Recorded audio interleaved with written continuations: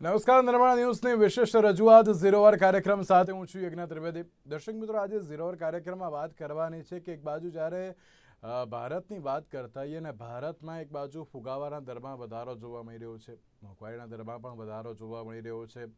આરબીઆઈની જે અત્યારની પોલિસી છે તેના લઈને પણ ક્યાંક પ્રશ્નાર્થ ચિહ્નો ઊભા થઈ રહ્યા છે, કારણ કે એક બાદ એક વ્યાજ દરમાં જે પ્રમાણે વધારો કરવામાં આવી રહ્યો છે, જેને કારણે અત્યારે તો ક્યાંક એવું પણ તારણ કાઢવામાં આવ્યું હતું કે આ મોંઘવારીમાં ઘટાડો કરવા માટેનું એક પગલું છે, પણ ક્યાંક અત્યારે તો મોંઘવારીમાં રાહતની વાત તો દૂર રહી, પરંતુ મોંઘવારી એક બાજુ સતત વધી રહી છે। વાત કરવામાં આવે માત્ર ભારતની, પરંતુ વિશ્વ ફલક ઉપર અત્યારની જે આ પરિસ્થિતિ જોવા મળી રહી છે, જેમાં વિશ્વમાં અત્યારે મોંઘવારીમાં જે વધારો જોવા મળી રહ્યો છે। વાત કરવામાં આવે અમેરિકાની, તો મોંઘવારી છેલ્લા 40 વર્ષની ટોચ ઉપર છે। અમેરિકન બજારમાં પણ જે રીતે કોહરામ જોવા મળી રહ્યું છે, અને આજે અમેરિકન બજારની જે અત્યારે અસરો છે ને તેને લઈને પણ ક્યાંક એક જ સવાલ યથાવત જોવા મળી રહ્યો છે કે આજે વિશ્વમાં અત્યારે તો મોંઘવારીનો દર જે વધી રહ્યો છે, યુએસએ હોય, યુકે હોય કે પછી જે રીતે કોઈ અન્ય પણ દેશો હોય, તેમાં જે અત્યારે મોંઘવારી વધી રહી છે તેમાં હવે કંટ્રોલ કેવી રીતે લાવવો, કારણ કે 40 વર્ષની આટલી ઊંચી સપાટીએ જ્યારે અત્યારે તો જોવા મળતી હોય છે ને તેમાં પણ જ્યારે ભારતની વાત કરવામાં આવે ને, ભારતમાં એક બાજુ આટલી બધી મોંઘવારી અને બીજી બાજુ આ પ્રકારની પરિસ્થિતિ, તો હવે સવાલ એ થતો હોય છે કે હવે તેને કંટ્રોલમાં લાવી કેવી રીતે। અને જો આ તમામ પરિસ્થિતિમાં એક બાજુ જ્યારે ભારતની વાત કરવામાં આવે તો અમેરિકામાં ક્યાંક વ્યાજદર વધતા ભારતમાંથી રોકાણ પરત પણ ખેંચવામાં આવશે તેવી પણ વાત અત્યારે તો સામે આવી રહી છે। ભારતમાં આવતા નવા કેપિટલ રોકાણ ઉપર પણ ક્યાંક તેની અસર થઈ શકે છે, અને આ તમામ પરિસ્થિતિમાં વ્યાજદર જો વધે તો ભારતને અન્ય કેટલી અત્યારે તો અસર થઈ શકે, કારણ કે રશિયા અને યુક્રેન વચ્ચેનું જે યુદ્ધ હતું ત્યારથી ક્યાંક જે એની પહેલાં પણ જે રીતે ક્યાંક કોરોનાનો માહોલ જે જોવા મળ્યો હતો, કોરોનાના માહોલથી જે વૈશ્વિક અર્થતંત્રની પરિસ્થિતિ થોડીક ડામાડોળ તો જોવા મળી હતી, અને આ ડામાડોળની સાથે સાથે રશિયા અને યુક્રેન વચ્ચેનું જે યુદ્ધ આવ્યું, અને આ તમામ પરિસ્થિતિમાં હવે આ ક્યાં જઈને અટકશે તેને લઈને પણ સવાલ યથાવત જોવા મળી રહ્યો છે। આ સાથે જ અમારી સાથે ચર્ચા કરવા માટે આ મુદ્દા ઉપર જોડાઈ ગયા છે ડૉક્ટર કિશોર ભાનુશાળી કે જેઓ અર્થશાસ્ત્રી છે, નિર્મલભાઈ નથવાણી કે જેઓ અર્થશાસ્ત્રી છે, જે આ બંને સૌથી પહેલાં તો સ્વાગત છે। કિશોરભાઈ, સૌથી પહેલો પ્રશ્ન હું આપને પૂછવા માંગીશ કે આપણે જ્યારે વૈશ્વિક મોંઘવારીની વાત કરી રહ્યા છે, અત્યારના સમયમાં મેં જે રીતે પહેલાં કહ્યું ને કે અત્યારના સમયમાં ક્યાંક આપણે મોંઘવારીની ભારતમાં વાત કરતા હતા, એક બાજુ IMF દ્વારા એવું પણ સ્ટેટમેન્ટ આપવામાં આવ્યું હતું કે ભારત એ વિશ્વની 5મી સૌથી મોટી અર્થવ્યવસ્થા પણ બનશે। આ જે એક બાજુ સ્ટેટમેન્ટ અને બીજી બાજુ જ્યારે વૈશ્વિક મોંઘવારીના દરમાં જે પ્રમાણે સતત વધારો જોવા મળી રહ્યો છે, અને તેની પાછળના તારણો ઘણા બધા છે, અને જ્યારે અસરની વાત કરવામાં આવે તો ભારતમાં અત્યારે તો અસર કેવા પ્રકારની જોવા મળશે અત્યારે હાલના સમયમાં? યજ્ઞભાઈ, જો મોંઘવારીની તો વાત કરીએ, પણ જો વિશ્વના આર્થિક તંત્રની વાત કરવામાં આવે તો એક કોરોનાની જે મહામારીએ વિશ્વમાં ભરડો લીધો, અને એમાં દરેક રાજ્ય દરેક દેશે પોતાની પ્રજાને કંટ્રોલમાં રાખવા માટે ને કોરોનાને કાબુમાં લેવા માટે, તેમ છતાં અર્થતંત્રને વેગવંતુ રાખવા માટે પ્રયત્નો કર્યા। એમાં મોટા ભાગે લિબરલ મોનેટરી પોલિસી ફોલો કરવામાં આવી, જેમાં વ્યાજ દરમાં ઘટાડો થયો, મોટા સ્ટિમ્યુલસ પેકેજ આવ્યા, અને ક્યાંક ને ક્યાંક એના કારણે મોટાભાગના દેશોમાં ડેટની પરિસ્થિતિ થઈ ગઈ। ઓકે, હવે જેમ જેમ કોરોના કાબુમાં આવ્યો તેમ પછી પાછું એ જે લિબરલ મોનેટરી પોલિસી હતી એને પાછી વળવાની પણ પ્રશ્ન આવ્યો, એમાં દરેક દેશે પોતાના હિસાબે ધીમે ધીમે વ્યાજ દરમાં વધારો કરવાનો ચાલુ કર્યો।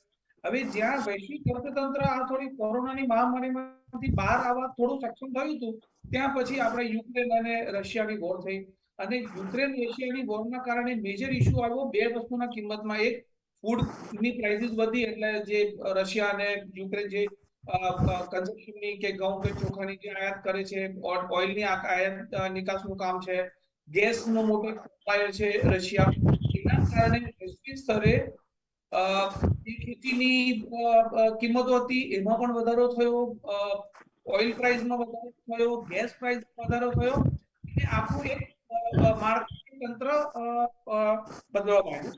હવે એની નીચલી અસર પડી કે દરેક દેશમાં વ્યાજમાં દરમાં વધારો થવા માંડ્યો।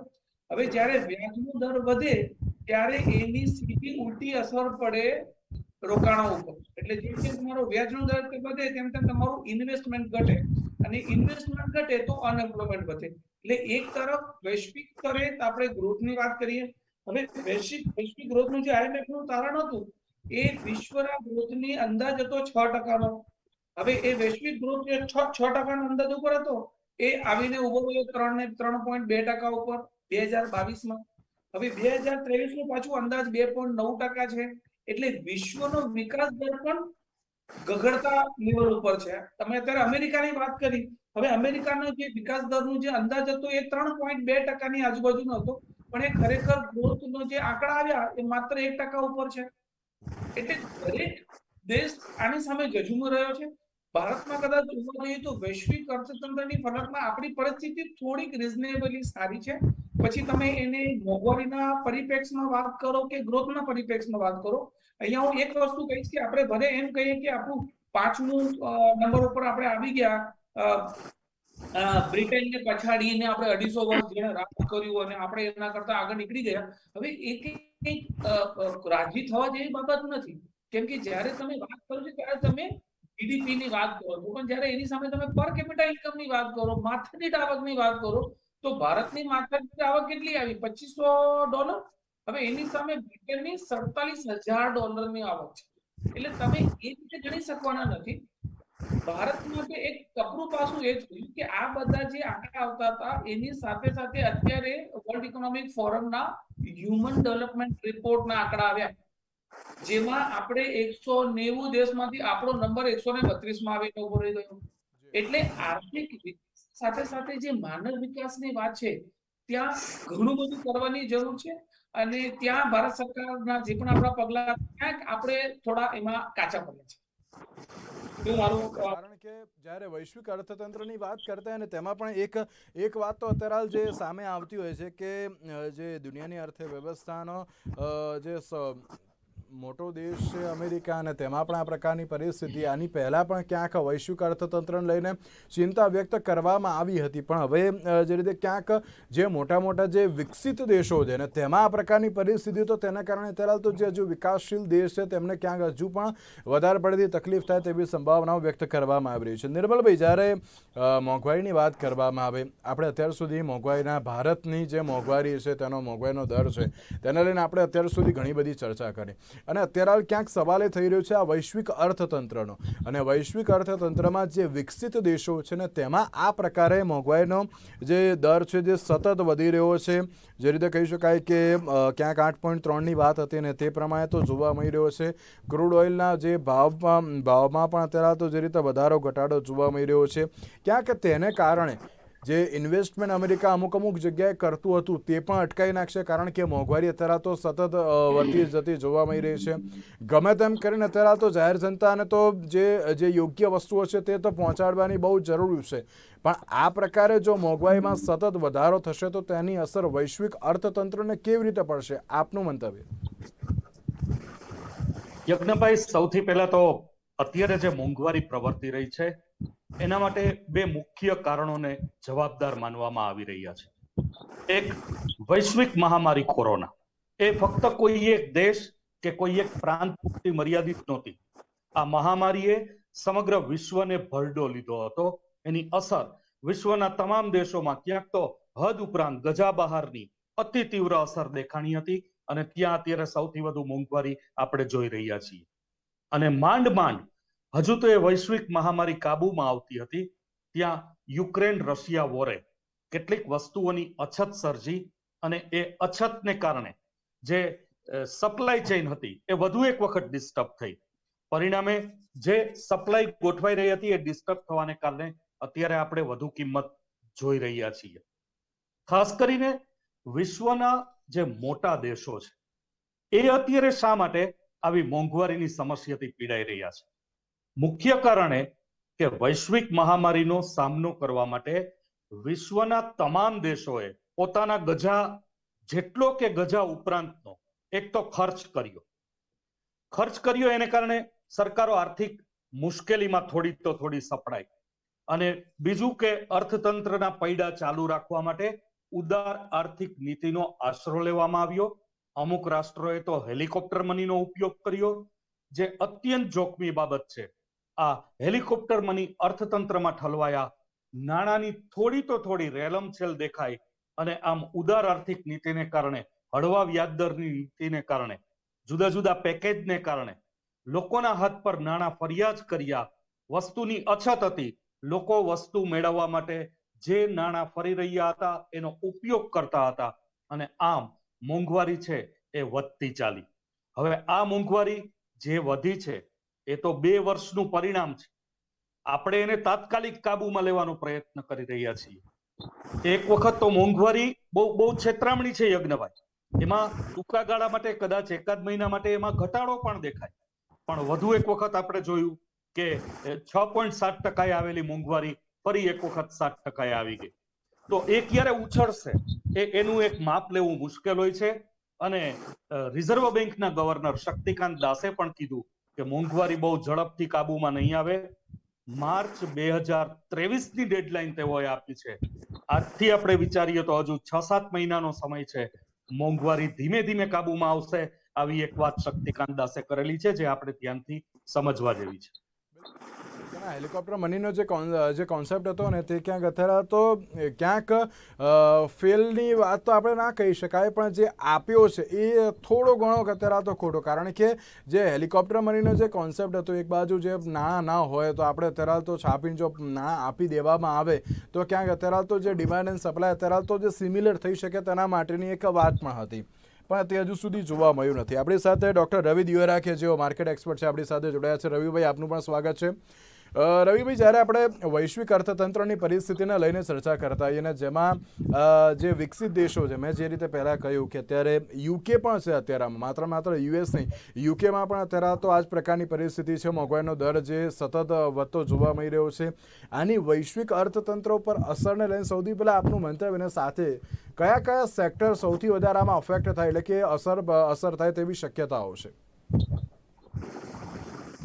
જરૂરથી આપણે લાસ્ટ જયારે ઘણા શો કર્યા અને જાન્યુઆરી ફેબ્રુઆરીમાં હું કહેતો હતો કે આ વર્ષના એન્ડમાં સપ્ટેમ્બર અને ડિસેમ્બર વાળા ક્વાર્ટરમાં આ થોડી મોંઘવારીનો માર પડશે. કારણ કે ઓલવેઝ અત્યાર સુધીની હિસ્ટ્રી રહી છે કે જ્યારે ત્યારે ક્રૂડ અને ગેસના ભાવ છે એ રેકોર્ડ લેવલ પર પહોંચ્યા છે, એના 2 ક્વાર્ટર પછી ઓલવેઝ એક મોંઘવારી મોટો વિષય બનતો હોય છે. આ ટાઈમ શું થયું, કોવિડ પછી જે સામાન્ય નોર્મલ તાવ હતો અને વેન્ટિલેટર ઉપર બધા ઇકોનોમી મૂકી દીધી, આ એક સૌથી મોટું ફેક્ટર રહ્યું અને જેના હિસાબે મોંઘવારી છે જે બેકાબુ થઈ. કારણ કે આટલી બધી સર્જરીની જરૂર નહોતી, માર્કેટને લિક્વિડિટી પર્યાપ્ત જરૂર હતી, પરંતુ લિક્વિડિટી ઓવરમાં આપી. એનું મુખ્ય રીઝન એ હતું કે ત્યારે યુએસનું ઇલેક્શન હતું અને યુએસ કોઈ કાળે એવું નહોતું ઈચ્છતું કે એની ઇકોનોમી સ્લોડાઉન થાય અને એમને ઇલેક્શન જીતવાની હોડ હતી. તો એના હિસાબે જે વધુ પ્રમાણમાં નાણાં $8 ટ્રિલિયન લિક્વિડિટી જે ઠલવાય યુએસ માર્કેટમાં, અને એ લિક્વિડિટીનું જ્યારે ત્યારે યુએસ જેવી મહાસત્તા છે એના આટલી મોટી લિક્વિડિટી આપે ત્યારે એનું જે વ્યાપ છે આખા વર્લ્ડમાં જાય. ફોર એક્ઝામ્પલ, આપણે પણ મોટા પ્રમાણમાં એફડીઆઈ આવ્યું, ઘણી ઇમર્જિંગ ઇકોનોમીઝમાં આ આવ્યું. સાથે જે સપ્લાય ચેઇન ડિસ્ટર્બ થાય, હવે સપ્લાય ચેઇન મહદઅંશે તો રિસ્ટોર થઈ ચૂકી હતી, પરંતુ ત્યારબાદ જેમ આગળ જે એક્સપર્ટ છે એમને વાત કરી કે મુખ્યત્વે જે અસર પડી એ યુક્રેન અને રશિયાના વોરના હિસાબે. અને હવે બધી ઇકોનોમી છે કન્ઝર્વેટિવ ઇકોનોમી બની ગઈ. અત્યાર સુધી લિબરલાઇઝ ઇકોનોમી હતી અને એક કન્ટ્રી બીજા કન્ટ્રીને મદદ કરતો હતું. ફૂડ સપ્લાયમાં કોઈ એટલું પ્રોબ્લેમ નહોતું ને એક દેશ જ્યારે ત્યારે સપ્લાય હોય ત્યારે એને બહાર કાઢવામાં વાંધો ના આવે. અત્યારે પૂરું વર્લ્ડમાં ઘણી એવી ઇકોનોમીઝ છે જે આઈધર એનર્જી કે પછી ફૂડ, આ બંનેના સ્વાયત્તા ના હોવાથી મોટા પ્રમાણમાં ઇન્ફ્લેશનનો જે ગેરફાયદો છે એમની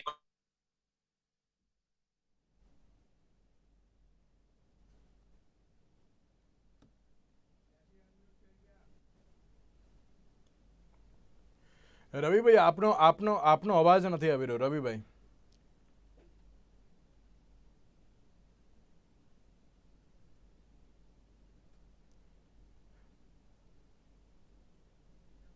જી ઓકે.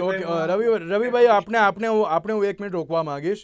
આપણે જ્યારે વૈશ્વિક અર્થતંત્રને લઈને વાત કરી રહ્યા છીએ, રવિભાઈ, આપનો રવિભાઈ 1 મિનિટ. અત્યારની જે સિચ્યુએશનની વાત કરવામાં આવે તો ક્યાંક આ મોંઘવારીના દરમાં તો જો સતત વધારો જોવા મળી રહ્યો છે અને તેની સાથે ક્યાંક એક જ સવાલ અત્યારે યથાવત જોવા મળી રહ્યો છે કે ભારતમાં આવતા નવા કેપિટલ પણ જે રોકાણની વાત છે ને તે અત્યારે તો જે વધુ પડતી થાય તેવી પણ શક્યતાઓ વર્તાઈ રહી છે. અને આ તમામ પરિસ્થિતિમાં બીજો એક સવાલ એ પણ છે કે જ્યારે મોંઘવારી અત્યારે તો હાહાકાર કર્યો છે, કારણ કે વ્યાજ દર પણ વધશે, દુનિયામાં મંદી વધશે, બેરોજગારી વધવાની જે વાત છે, મોંઘવારી હજુ પણ વધશે, લેણદાર જે દેશો છે ત્યાં ક્યાંક અત્યારે તો આફત આવી શકે તેવી પણ શક્યતાઓ છે. શું કહેશો નિર્મલભાઈ તેને લઈને આપ? મોંઘવારી એક વિષ ચક્ર છે યજ્ઞભાઈ. એ કાદવમાં ખૂપેલા હાથી જેવું છે કે જેમ બહાર નીકળવા જાય એમ ઊંડું ઉતરતું જવામાં આવે, અને આથી જ મોંઘવારી બહુ ઝડપથી ટેકલ થઈ શકતી હોતી નથી. અને મોંઘવારી એ જો અમેરિકા માટે માથાનો દુખાવો બની ગઈ હોય તો તમે સમજી શકો છો કે વિશ્વના અન્ય દેશો માટે એ કેટલી ઘાતક અને કેટલી ગંભીર હોઈ શકે. પગલાઓ લેવામાં આવી રહ્યા છે, લોકોને આશ્વાસન આપવામાં આવી રહ્યા છે, પણ સૌથી પહેલા તો એનો ખુલ્લા મનથી સ્વીકાર થવો જોઈએ કે અત્યારે મોંઘવારી પ્રવર્તી રહી છે. કેમ કે મોટાભાગના દેશો જાણે મોંઘવારી પ્રવર્તી જ નથી રહી, મંદીની કોઈ શંકા જ નથી, મંદી આવશે જ નહીં એવા દાવાઓ કરે છે. મોંઘવારીની અંતિમ અસર મંદી હોય અને હોય જ. કારણ કે મોંઘવારીને કાબૂમાં લેવા માટે પ્રત્યેક રાષ્ટ્ર પરંપરાગત પગલાઓ અપનાવે, અને તે છે વ્યાજદરમાં વધારાનું પગલું. વ્યાજદરના વધારાને કારણે એક તો મોંઘવારી વધતી ચાલે છે, કેમ કે જેમ વ્યાજદર વધશે મોંઘવારી વધશે, અને બીજું લોકોની ખરીદ શક્તિ એટલી કપાતી જશે, લોકોના ખિસ્સા ઉપર વ્યાજનો બોજ પડતો જશે. પરિણામે મોંઘી વસ્તુ ખરીદવા માટે લોકો નીરસ થઈ જશે અને સ્ટેગફ્લેશનની સ્થિતિ આવશે. સ્ટેગફ્લેશન એટલે વસ્તુની કિંમત વધતી રહે, લોકો એને ખરીદવામાં કોઈ રસ ન દાખવે. ધીમે ધીમે બેરોજગારીની સમસ્યા સર્જાય, કેમ કે વસ્તુની માંગ ઘટી રહી હોય એટલે બેરોજગારની ફોજ રાષ્ટ્રમાં ઊભી થાય.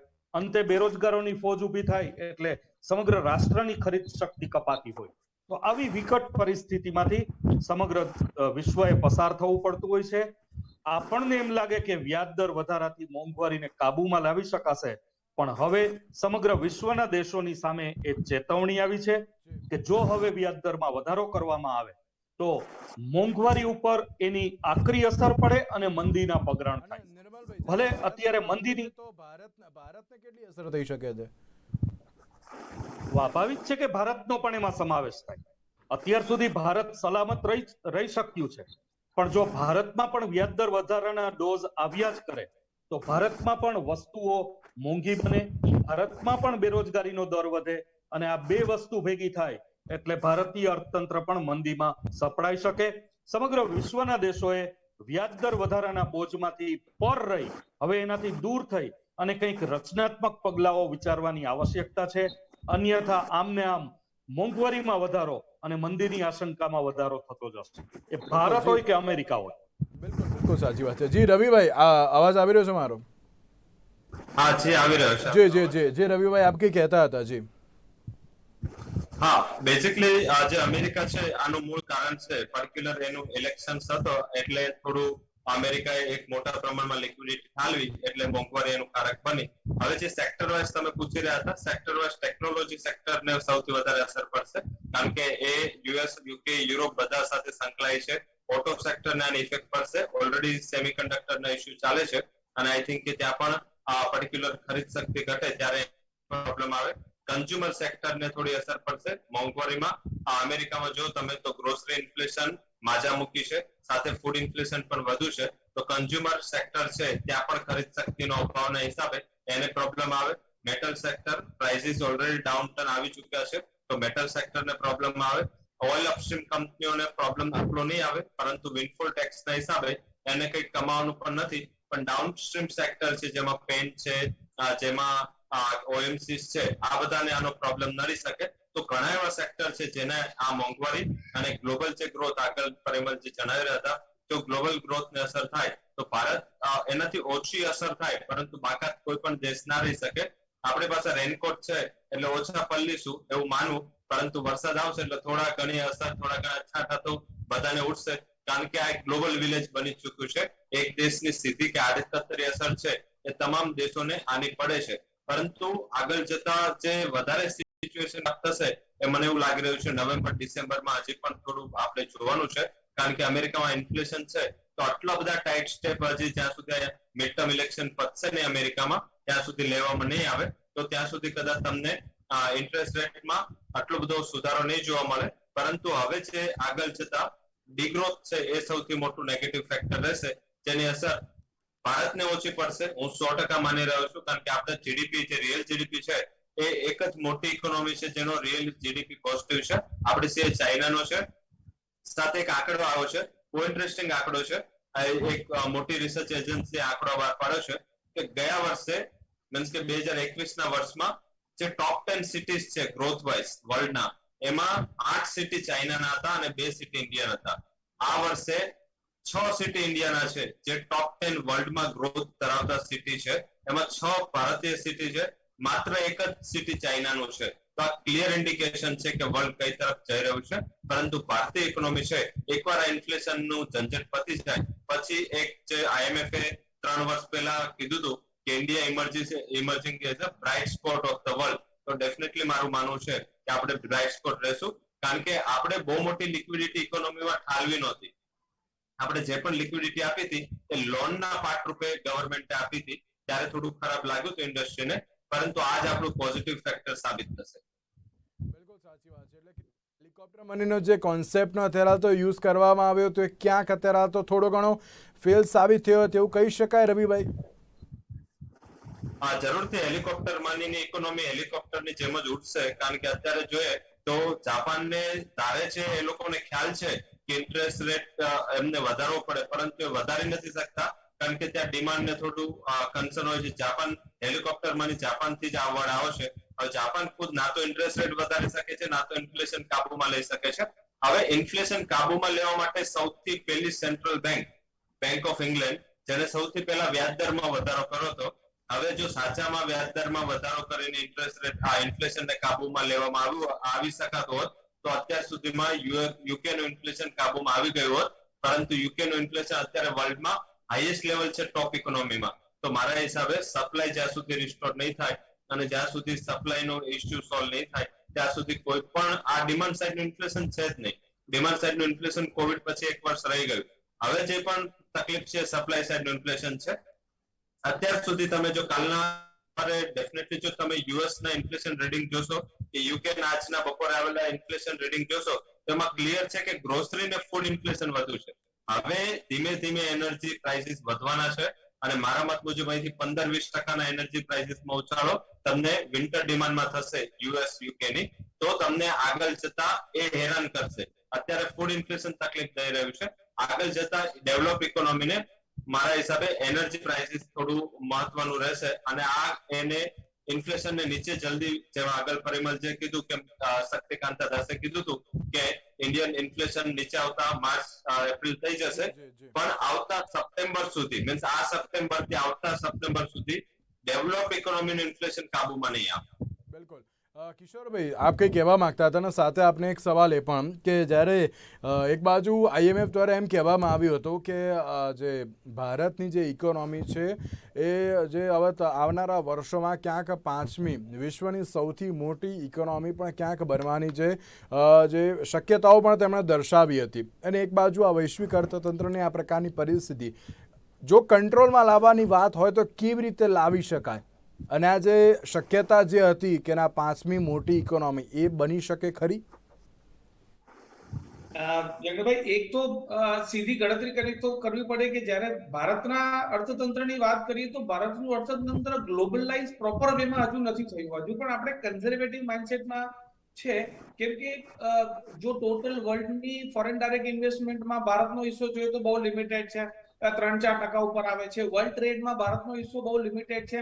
આપણું વિશ્વ સાથે જે કનેક્શન છે મોટા ભાગે ક્રૂડ ઓઇલ સાથે આપણું થોડું વધારે કનેક્શન છે.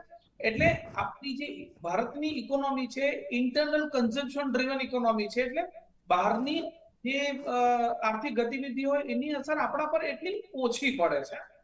એટલે એ ખાસ જોવું પડે. અને બીજા બે મુદ્દા જે અત્યારની ચર્ચા ચાલે છે એમાં કદાચ જોઈશ તો ચાઇનામાં ફરીથી જે લોકડાઉન અને ચાઇના જે રિસેશન વાળું આવ્યું છે, જેમાં એ લોકોના રિયલ એસ્ટેટ સેક્ટરને લઈને જે ઇસ્યુ થયા છે, એની અસર વૈશ્વિક અર્થતંત્ર પર એક મોટા પાયે પડી રહી છે અને એ અસર ઇન્ડિયાને થવાની છે.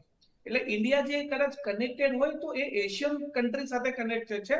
અમેરિકામાં કંઈ પણ થાય એની અસર ભારત પર એટલી ન પડે જેટલી ચાઇનામાં કંઈક થાય એની અસર પડે.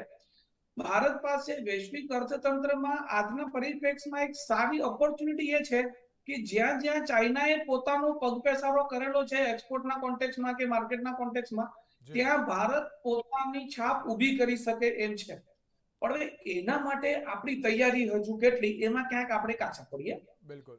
બીજું, જો તમે ભારતને કમ્પેરિઝન કરો, જે અત્યારે તમને કીધું કે તમે કહો છો કે અમે બ્રિટનને આગળ નીકળીને અમે 5મા નંબર પર આવી ગયા છે, તો એ તમે ઓવરઓલ જીડીપી ની વાત કરો છો. હવે આર્થિક વિકાસનો જીડીપી એક માપદંડ નથી. એની સામે તમે કમ્પેરિઝન કરો, મેં કહ્યું એ રીતે કે તમે પર કેપિટા ઇન્કમ માથાદીઠ આવક ગણો, તો આજે તમે $2500 ઉપર છો અને ક્યાં $47,000 ની વાત કરો છો. ઓકે. ચાઇનાની ઇકોનોમીની વાત કરીએ તો ભારતનું અર્થતંત્ર $3 ટ્રિલિયન ઉપર છે, ચાઇના $15 ટ્રિલિયન ઉપર છે. એટલે એ પરિસ્થિતિ કરવી એના કરતા આજના પરિપ્રેક્ષમાં જરૂરી એ છે કે ભારતમાં જે લોકો છે એ લોકોના વિકાસ માટે શું કરવું, માનવ વિકાસ માટે શું કરવું, જેમાં એચડીઆઈ ની જે આપણી રેન્કિંગ ઘટી રહી છે એને કઈ રીતે સુધારવી, એ વધારે મહત્વનું. જી બિલકુલ બિલકુલ. એક બાજુ જે રીતે વૈશ્વિક અર્થતંત્રની પરિસ્થિતિને લઈને આપણે ચર્ચા વિચારણા કરી રહ્યા હતા અને જે પ્રમાણે વૈશ્વિક અર્થતંત્રની પરિસ્થિતિ હજુ થોડી ઘણી જે રીતે ડામાડોળ જોવા મળી રહી છે, તે હવે ક્યારે પાટા ઉપર આવશે અને ભારતને તરફ કેટલા પ્રમાણમાં તેની અસર થશે તે તો હવે આવનારો સમય જ બતાવશે. તેની સાથે કિશોરભાઈ, રવિભાઈ અને નિર્મલભાઈ, આપ ત્રણનો આભાર અમારી સાથે ચર્ચા વિચારણામાં જોડાવા માટે. તો આજની આ વિશેષ રજૂઆતમાં બસ આટલું જ. આવતીકાલે ફરીથી મળીશું નવા મુદ્દા સાથે, નવી એક ચર્ચા સાથે. મને આપશો રજા. નમસ્કાર.